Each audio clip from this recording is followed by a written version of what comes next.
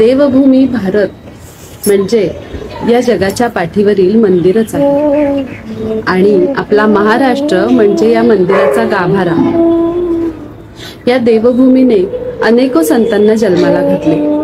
विठुरायाच्या रूपातील परब्रह्म या भक्तांसाठीच पृथ्वीवर अवतरले। या भक्तांच्या मांदियाळीतील एक संत रत्न म्हणजे संत जनाबाई।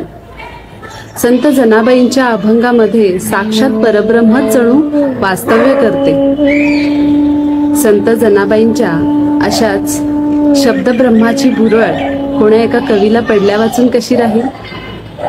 संत जनाबाईंच्या अभंगावरील एका प्रसंगावर मराठवाड्यातील दिवंगत कवी श्री ती इनामदार यांनी वाकळ नावाची एक कविता रचली आहे आणि त्या कवितेचे सादरीकरण मी घेऊन आली आहे।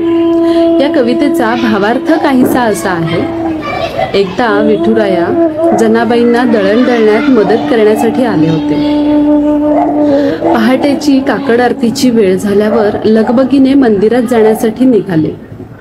या लगबगीमध्ये त्यांचा शेला तिथेच विसरले आणि जनाबाईंचे पांघरून ठेवून गेले। दर्शनासाठी आलेल्या प्रत्येक भक्ताला त्यांच्या शेल्यावरील पीठ दिसत होते। हे पीठ कोणाकडचे आहे बरे याचे सर्वजण परीक्षा करायला लागले, परंतु तो शेला नसून ती वाकळ आहे हे मात्र कोणालाच दिसत नव्हते।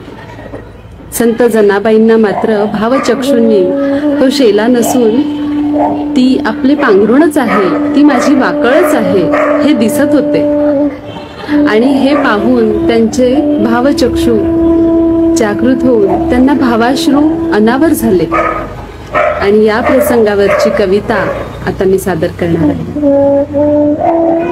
पीठ शेल्याला लागले झाला राऊळी गोंधळ, पुण्या घरचे दळण आला दळूनी विठ्ठल। पुण्या घरचे दळण आला दळूनी विठ्ठल। पीठ चाखले एकाने म्हणे आहे ही साखर। पीठ हुंगिले दुजाने म्हणे सुगंधी कापूर। पुण्या घरचे दळण आला दळूनी विठ्ठल। कुणी शेला झटकला पीठ उडूनी जाईना।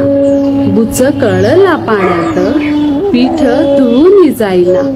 पुण्या घरचे दळण आला दळूनी विठ्ठल। झाली संचित पंढरी वाढे राऊळीवर दळ। ठिगळाच्या पांघरुणा शेला म्हणती सकळ। पुण्या घरचे दळण आला दळूनी विठ्ठल। फक्त जनीस दिसते होती तिची ती वाकळ। विठ्ठल प्रेमे भरूनी आले जनी रडे घळ घळ। जनी रडे घळ घळ।